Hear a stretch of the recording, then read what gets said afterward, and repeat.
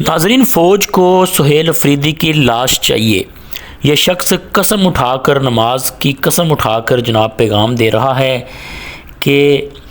فوج 10 لاکھ ہے اور کے پی کے جناب 2 کروڑ ہے۔ فوج نے لڑائی ہی پٹھانوں سے سیکھی ہے، اور پھر سہیل افریدی کو قتل کا منصوبہ بنا کر علاقے میں کرفیو لگایا جائے گا، اور پھر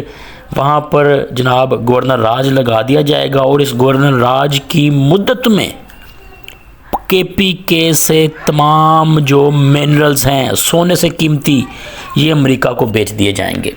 اور ڈائریکٹ بیچے جائیں گے، ڈائریکٹ منافع یہ کمائیں گے۔ یہ خبر اس بندے نے دے دی ہے۔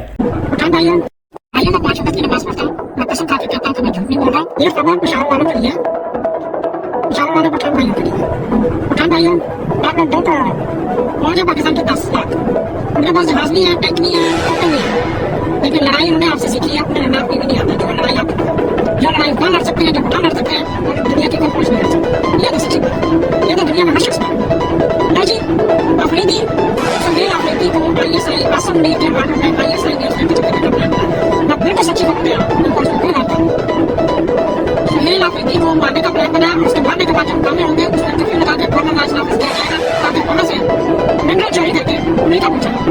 انتہائی حیران کن خبر ہے یہ۔ جناب پاک فوج سے نفرت کا اظہار بھی ہو سکتا ہے۔ آپ دیکھیں کہ آج کے روز جرگے سے قبل جناب بنو میں دھماکے ہوئے، شہادتیں ہوئیں، پھر بن سے تعلق رکھنے والے SHO عبداللہ کو فتنہ خوارج نے شہید کر دیا، اور سہیل افریدی کا جناب یہ بڑا قریبی بھی تھا، تو یہ انتقام ہے۔ تو اس وقت یہ خبریں اطلاع سامنے آ رہی ہیں، یہ مناظر آپ کے سامنے چل رہے ہیں کہ جناب بنو کے 2 روز قبل نامعلوم افراد نے اغوا کیے گیا SHO عابد کو شہید کر دیا تھا۔ تھانہ کینٹ کی حدود نالے پل داؤد شاہ سے لاش برآمد ہوئی، تو یہ اطلاع سامنے آئی ہے۔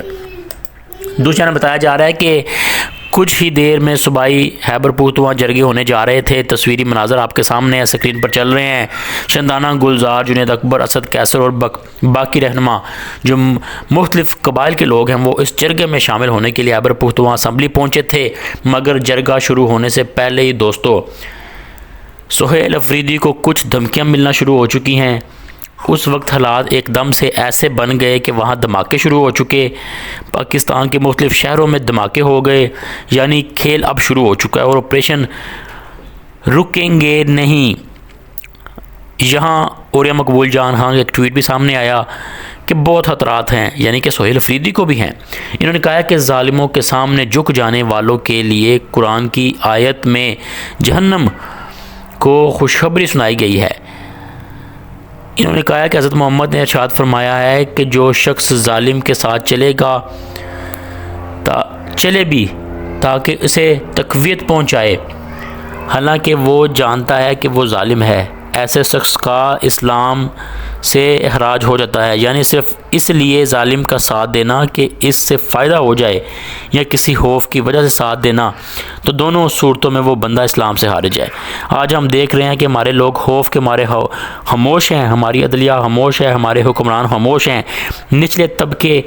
کہ لوگ بھی خاموش ہیں کہ کہیں انہیں نقصان نہ پہنچایا جائے، شاید خاموشی انہیں فائدہ دے دے۔ یہاں منیب فاروق کے ذریعے سہیل افریدی کو دوبارہ دھمکی دی گئی کہ اگر الیکشن کمیشن کے جو نظام ہیں انہیں ٹھیک کر دیا جائے تو ٹھیک ہے، یہ اچھی بات ہے، لیکن اگر خیبر پختونخوا کی حکومت اپنا رویہ تبدیل نہ کرے تو ممکن ہے کہ اگلے الیکشن میں انہیں خیبر پختونخوا کی حکومت نہ ملے۔ یعنی ایسی دھمکیاں دی جا رہی ہیں کہ خیبر پختونخوا کی حکومت کو اگلے الیکشن میں ہم اپنے پاس رکھیں گے یا کسی اور کو دے دیں گے اگر تم نہ باز آئے تو دوستو یہ جناب اطلاعات ہیں، اور کنفرم خبر دی ہے جناب قسم اٹھا کے اللہ کی، قرآن کی، کہ سہیل افریدی کا خاتمہ ہونے جا رہا ہے۔